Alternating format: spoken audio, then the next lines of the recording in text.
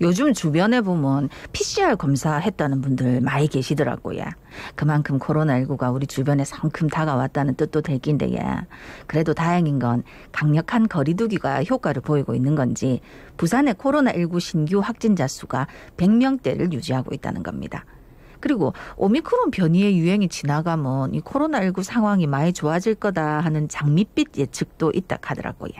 정말 그렇게 될 수 있을지 이야기 한번 나눠보겠습니다. 예, 대한가정의학회 코로나19 비상대책위원이죠. 동아대학교 병원 한성호 교수 전화 연결돼 있습니다. 교수님 안녕하십니까? 안녕하십니까? 예, 안녕하십니까? 예, 어제도 162명 부산의 코로나19 상황 좀 진단해 주실까요?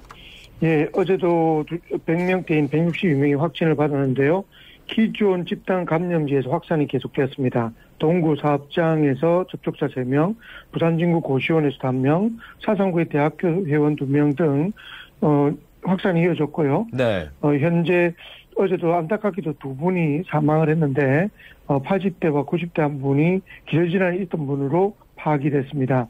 현재 부산에서 치료받고 있는 위중증 환자는 39명인데요. 예. 이 중에서 절반인 21명이 백신 미접종자로 파악이 됐습니다. 일반 병상은 53.2%, 중환자 병상은 61.9%가 가동되고 있고요. 앞서 말씀드린 것처럼 그 위중 중증자가 39명이지만 이 중에서 40대 이하가 3명 있다는, 항상 10% 전후는 40대 이하이기 때문에 예. 젊은 위중증 환자도 있다는 점 다시 한번 상기시키도록 싶습니다. 오늘 아침 제가 뉴스하면서 한 가지 또 특이한 게 50대 이하의 위중증 환자는 100%예요. 미접종자입니다. 예. 그렇죠. 네. 그렇죠. 맞습니다. 그런데 아까 이제 기존 집단 감염제에서 확진자 나왔다고 했는데 새로운 집단 감염도 발생했지요? 예, 맞습니다. 기장군의 한 요양시설에서 새로운 집단 감염이 발생했는데요. 7일 직원 1명이 유증상으로 확진된 이후에 입소자 4명과 직원 1명이 추가 확진되고 이후에 가족 접촉자 2명도 확진이 돼서 총 8명이 확진이 된 상태입니다. 예. 먹는 치료제에 대해서 어제 굉장히 이슈가 됐어요. 어제 오후 2시쯤 국내에 도착을 했는데 당장 어떤 사람들에게 투약이 되는 거죠? 지금 현재 팍스로비드가 2만 1,000명분이 지금 도입이 됐고 다음 달에 10,000명 정도가 더 도입될 예정인데요. 아마 14일부터 환자에게 투여될 계획입니다. 투약 대상자가 증상이 발현된 지 5일 이내의 경우, 그리고 중증으로 유행될 가능성이 높은 경증 이상의 환자, 네네. 당연히 무증상자는 제외가 됩니다. 이 중에서 또 65세 이상 또는 면역 저하자, 그리고 마지막으로 재택치료를 현재 받고 있거나 생활치료센터에 입소한 대상자로 이 모든 조건이 충족돼야 이 먹는 치료제를 투여받을 수 있습니다. 생활치료센터 입소자는 이 기존에 아마 레키로나주라고 하는 정맥주사로 우선 활용이 되고요. 네네. 그렇지만 지금 말씀드린 이 조건이 굉장히 제한적인 이유는 2만 명이라는 이 도입된 숫자가 굉장히 상대적으로 적다라고 생각이 되고 네네. 향후에 2주 내로 오미크론 변이가 우세종될 확률이 굉장히 높은데 그렇게 되면 환자가 폭증할 가능성이 높기 때문에 할 수 없이 제한적으로 투여한다라고 이해하시면 될 것 같습니다. 네.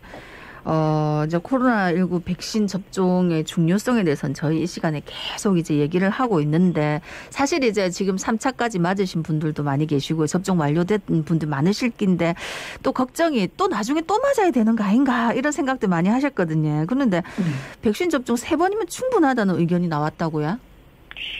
이스라엘의 감염증 전문가가 이제 이런 주장을 좀 했는데요. 예. 3번의 백신 접종만으로 충분한 효과가 있다. 그리고 아마 이렇게 2-3번만 접종하면 대부분이 앞으로도 다른 감염병이 나도 심각한 질병으로 상태로 가지는 않을 거다라고 네네. 주장을 했습니다. 이유는 오미크론 변이처럼 대부분의 이유로는 변이 바이러스가 치명적이지 않을 것이라고 예측을 하고 아마 백신을 충분히 접종하면 이후에는 따 추가 접종이 없어도 충분히 극복이 될 것이다. 그리고 예방 효과가 지금 현재 오미크론이 결국 돌파 감염을 통해서 직접 막는 효과는 그렇게 아주 드라마틱하게 높지는 않지만 네네. 이 접종만으로 위중 정도를 가지 않는다라는 근거 때문에 이런 주장을 할 수 있는 것이고요.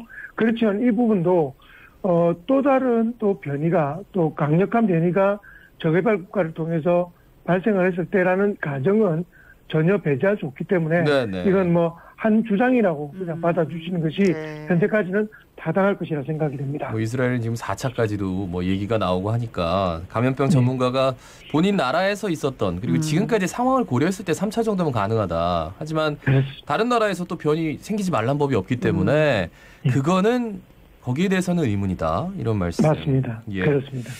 올해 상반기에 국내에서 이제 코로나19에 대한 백신이 처음으로 나올 것으로 기대가 된다고 하더라고요. 이건 무슨 얘기입니까? 예, 아마 올해 상반기 코로나19 백신 국산이 상용화될 확률이 높다라는 것은 SK 바이오사이언스에서 지금 진행하고 있는 백신 때문인 것 같습니다. 네네. 지금 3상 임상이라고 하는데 임상 3상은 효과가 실제로 있는지 보는 그런 임상을 거의 막바지에 해당되고 있고 이 임상이 끝나고 나면 실제로 임상에서 쓰이면서 부작용을 체크하는 4상으로 더 접어들게 됩니다. 네네. 지금 3상 임상까지도 중간 점검을 했더니 매우 긍정적인 결과가 나왔습니다. 그렇게 된다면 아마 국내 보건당국 허가를 받고 WHO의 인정을 받게 되면 국가적으로 쓸 수 있는 인정을 받는 절차를 아마 받게 될 것이다라고 생각이 되고요. 백신뿐만 아니라 다양한 치료제도 현재 속속들이 개발이 잘 되고 있으니 이 부분이 좀 적극적으로 우리 임상에 쓰일 수 있도록 하는 바람을 가지고 있습니다. 네네. 네. 아니 근데 이제 코로나 바이러스 뭐 비말 감염된다 뭐 이런 얘기 해가지고 습도가 낮으면 더 잘 감염된다고 처음에 얘기를 했었는데 사무실처럼 습도가 낮은 곳에서는 전파력이 떨어진다는 연구 결과가 있다고요? 굉장히 재미있는 연구 결과인데요. 네네. 영국의 브리스톨 대 교수가 우리가 기체에 있는 에어로졸, 다시 말해서 우리가 재채기를 하면 눈에 거의 보이지 않는 정도의 작은 부유물 형태로 네. 바이러스가 대부분 전파된다라고 저희가 알려져 있지 않습니까? 네. 그렇죠. 이게 사무실처럼 습도가 50% 미만인 곳에서는 5초 안에 감염력의 절반을 잃었다라는 결과를 발표했습니다. 대신에 샤워실이나 한증막처럼 지금 우리가 따지면 사우나나 우리가 목욕탕 같은 그런 공간이죠. 그렇죠. 예, 이런 습도가 90%인 환경에서는 5분 이상 지나야지 50% 이상의 감염력을 잃고 20분이 지나야지 90%의 감염력을 잃었다. 다시 말하면 사무실같이 습도가 건조한 일반적인 상황에서는 5초 만에도 감염이 최대 50% 잃을 수 있고 사우나나 목욕탕에서는 거의 대부분의 감염을 유지한다. 다시 말해서 목욕탕이나 사우나에서 감염 확률이 높다라는 것을 시뮬레이션 통해서 이렇게 결과를 발표를 했습니다. 네. 그래서 지금 우리가 보면 이전에도 사우나나 목욕탕을 통해서 감염이 높았던 예. 이유를 객관적인 증거를 통해서 이야기한 부분이라서 이 부분은 지금 청취하시는 우리 시민 여러분들이 좀 의미 있게 좀 기억을 하시면서 들으시면 좋겠다라고 생각이 됩니다. 아까 건조해서 사무실에서 가습기 많이 켰는데 안 켜는 게 오히려 낫겠네요, 그러면. 그건 또 이제 또 여러 가지 이유가 있는데요. 예. 네. 단순하게 코로나19의 감염력만 따지면 그런데 우리가 코로나19가 들어왔을 때 우리가 저항을 하는 소위 말해서 그 감염을 예방하거나 막는 효과에서는 이 습도가 어느 정도 있는 게 이 기관지가 뭐라 하죠? 그 방어력이 많이 생긴다는 거죠. 그렇기 때문에 일반적으로 이거는 양날의 검처럼 생각하시면 될 것 같고요. 그렇지만 거꾸로 얘기하면 이렇게 이해하시면 될 것 같습니다. 가습기 같이 습도를 유지를 하되 이 환기를 잘 시키면 충분한 효과가 있다. 이렇게 하면 거의 정답에 가까운 예방법이지 않을까라고 생각이 됩니다. 저는 그냥 가습기 켜지 말고 마스크 쓰세요. 이럴 줄 알아요. 아니 나중에 마스크 호흡하다 보면 큰 거네요. 예. 그렇죠. 마스크는 뭐 아주 중요한 부분입니다. 마스크는 기본이고. 예. 예.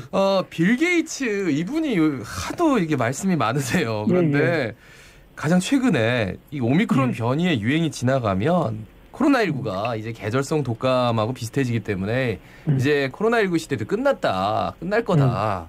예. 교수님, 근데 빌 게이츠는 왜 이렇게 얘기를 할까요? 이분은 의사 아니잖아요. 근데 사실 근거는 있습니다. 왜 그러냐면 WHO가 이번 달 말까지 유럽 인구의 절반이 감염될 것이다. 이게 굉장히 감염력이 크고 너무나 많은 사람이 감염될 거라고 이야기를 하고 있고 앤서니 파우치 미국의 전염력, 감염력 알레르기 센터 연구소장도 아마 전 세계 모든 인구가 오미크론에 감염될 것이다라는 예측을 했습니다. 이 말은 결국 이렇게 확산세가 이렇게 빠르다면 결국 전 세계 인구가 집단 면역에 이르게 될 것이다 라는 긍정적 이야기를 한 것이죠. 근데 이 부분은 지금 뭐 미국같이 이렇게 유럽같이 엄청난 전염력의 형태를 보이고 있다면 뭐 충분히 예상할 수 있는 시나리오입니다.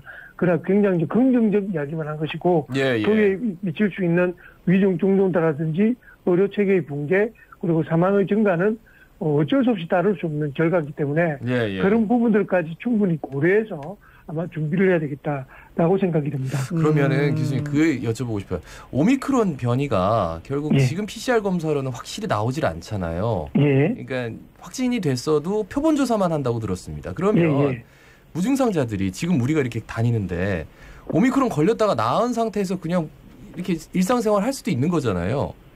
지금 미국 같은 경우에 148만 명이 하루에 확진되거든요. 그렇죠. 우리나라로 치면 우리나라 인구로 환산했을 때 약 20만 명하고 25만 명이 매일 확진하는 것 같습니다. 네네. 그 말은 미국에서도 100여만 명이 실제로 검사를 했을 때 100여만 명이 거의 한계치거든요. 그렇기 때문에 아마 스쳐 지나가는 환자들이 더 많다라고 생각이 되고 우리도 아마 2주 내에 50% 이상이 우세종이 되고 그러고 난데 확산이 만약에 된다면 2, 3일 하루에 2배로 확산세가 증가됩니다. 그렇게 된다면 저희도 20만 명의 시나리오가 전문가들 입장에서는 지금 사실 헛말이 아니라 준비를 하고 있는 상태고 최소 2만 명의 확진자가 나올 것이라고 생각하고 방역당국도 이걸 지금 준비를 하고 있습니다. 그래서 아마 내일 우리가 발표를 했을 때 아마 그 사회적 거리두기가 아마 계속 지속되는 형태로 아마 발표되지 않을까라고 오늘 발표가 되죠? 오늘입니다. 오늘 맞습니다.